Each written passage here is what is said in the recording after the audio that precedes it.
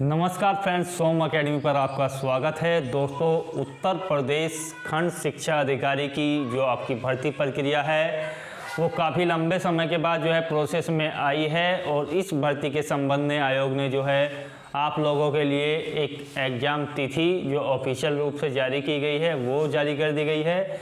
ये जो आपका एग्ज़ाम्स है वो आपका 16 अगस्त को होगा। 15 अगस्त के तुरंत बाद आपका एग्ज़ाम्स है जो आपका 16 अगस्त को होगा और ये एग्ज़ाम्स जो है बहुत ज़्यादा महत्वपूर्ण है क्योंकि आपका प्री एग्ज़ाम्स है, यहीं से आपका जो है सिलेक्शन का प्रोसेस जारी रहेगा।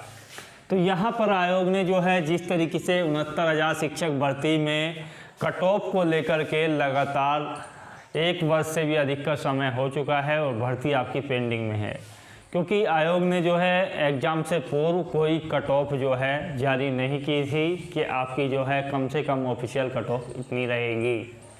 तो उसी झंझट से बचने के लिए जो है आयोग ने यूपी पीएससी बीईओ की जो भर्ती है खंड शिक्षा अधिकारी की, उसमें एक ऑफिशियल कट ऑफ आप लोगों के लिए दिया है और इस वीडियो के माध्यम से आपको जो है सटीक रूप से समझाया जाएगा कि ऑफिशियल कट ऑफ में और आपकी जो कट ऑफ लगती है उसमें क्या डिफरेंस है और किस तरीके से आपकी कट ऑफ आपकी बनेगी।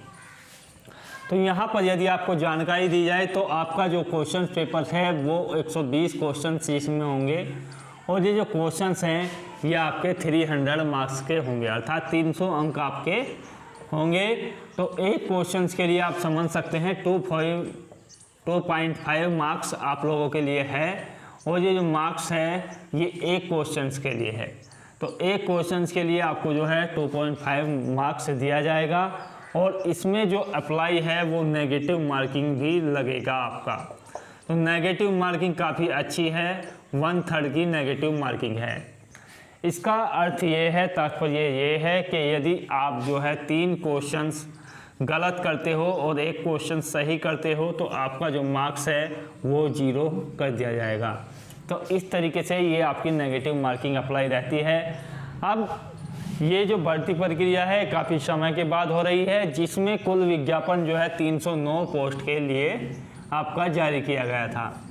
यदि बात की जाए कि काफ़ी लोगों के कमेंट से क्या वैकेंसी बढ़ेंगी, तो देखिएगा वैकेंसीज बढ़ेंगी या नहीं बढ़ेंगी इतना तो हम नहीं कह सकते हैं, लेकिन हाँ पद जो हैं आपके फ़िलहाल की कंडीशन में यदि 309 पद पर ये जो नियुक्तियाँ हो रही है उससे अलग भी जिस तरीके से आयोग ने नोटिस जारी किया था आपका जो खंड शिक्षा अधिकारी की भर्ती है उसमें 309 पदों के लिए ही विज्ञापन जारी किया था और उसमें बताया गया था कि प्री एग्ज़ाम्स में आपका ये जो 120 क्वेश्चंस वाला है उसमें 13 गुना कैंडिडेट्स लिए जाएंगे। पहले आयोग जो है 20 गुना कैंडिडेट्स लेता था, लेकिन अब जो है 13 गुना का उसने जो है प्रावधान दिया था नोटिफिकेशन में। तो कुल मिलाकर कहा जा सकता है कि 4000 से अधिक बच्चे जो हैं प्री एग्ज़ाम्स के माध्यम से सेलेक्ट होंगे। तो अभी आप ये समझिएगा कि फ़िलहाल की कंडीशन में आपकी जो वैकेंसी हैं वो 4000 प्लस हैं, क्योंकि फ़िलहाल जो है प्री के माध्यम से जो है आप लोगों के 4000 से अधिक कैंडिडेट्स को सेलेक्ट किया जाना है। तो उसकी कट ऑफ के संबंध में आयोग ने जो जारी किया है ऑफिशियल मिनिमम कट ऑफ आपकी कितनी होगी, जो आपकी मिनिमम कट ऑफ है वो आयोग ने जारी कर दी गई है और इसके माध्यम से बताया गया है कि आपकी जो कैटेगरी है जनरल और आपकी ओबीसी, ये 2 कैटेगरी के लिए आपकी जो कट ऑफ है वो रखी गई है 40%। 40% का तात्पर्य ये है कि आपकी जो कट ऑफ है वो 300 अंकों का 40% होगी। अर्थात यदि अंकों की बात की जाए तो यहाँ पर मैं आपको बता दूं कि अंक में यदि बात की जाए तो आप समझ सकते हैं कि आपका 300 का जो 40% होता है वो 120 अंक होता है।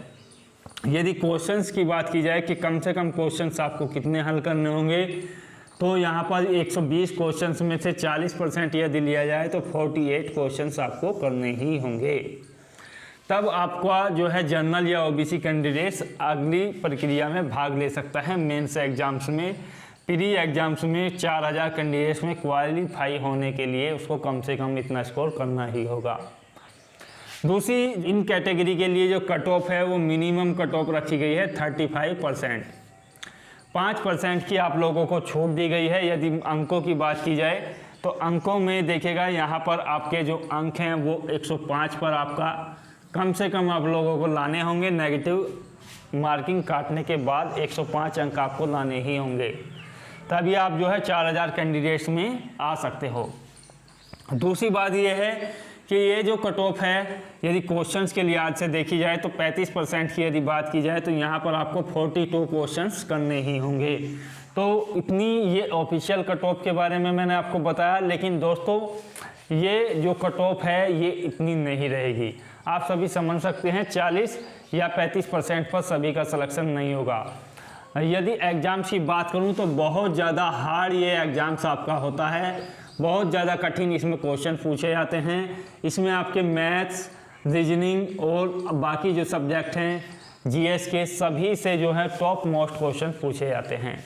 और यूपी पीएससी का एग्ज़ाम स्तर आप समझ सकते हैं, आपका ग्रेजुएशन स्तर और बीएड स्तर से ये आपका जो है फॉर्म निकला है, तो आप एग्ज़ाम्स का लेवल समझ सकते हैं।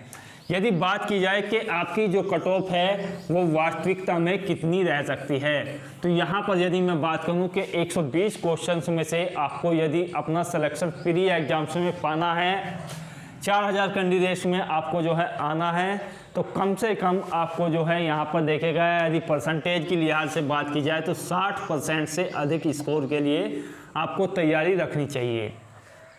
कम से कम 60% से अधिक स्कोर पर आपका सिलेक्शन होगा।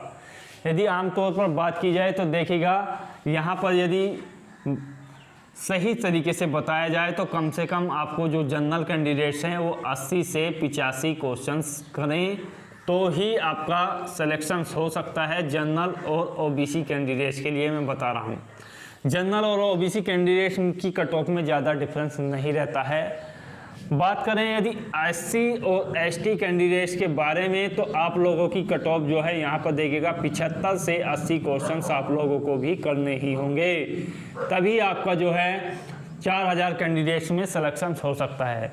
तो मित्रों समस्या ये है कि ये जो आपके मार्क्स हैं ये आपके जो एग्ज़ाम पैटर्न है ये पहली बार हो रहा है, क्योंकि इससे पहले जो बीओ की भर्ती हुई थी वो यूपी SSC के माध्यम से हुई थी, उसका एग्ज़ाम पैटर्न अलग था।